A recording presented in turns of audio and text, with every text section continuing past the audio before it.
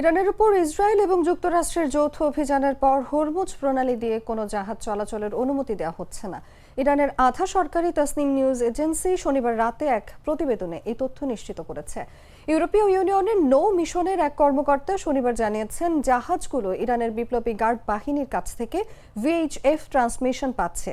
যে কোনো জাহাজকে হরমুজ প্রণালী দিয়ে যেতে দেওয়া হবে না। এই প্রণালী বিশ্বের সবচেয়ে গুরুত্বপূর্ণ তেল রপ্তানি রুট, যা সৌদি আরব, ইরান, ইরাক এবং সংযুক্ত আরব আমিরাতের মতো বৃহত্তম উপসাগরীয় তেল উৎপাদনকারী দেশগুলো ওমান উপসাগর এবং আরব সাগরের সঙ্গে সংযুক্ত করেছে।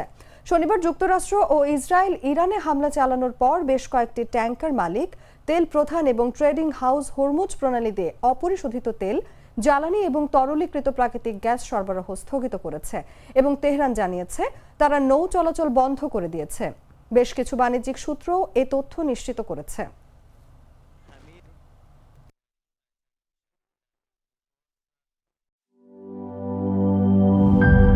গ্লিটারের টুইন লেমন ও অ্যান্টিব্যাকটেরিয়াল ফর্মুলা বাসনকে চকচকে জীবাণুমুক্ত করে আমাদের দেয় গ্লিটার গ্যারান্টি।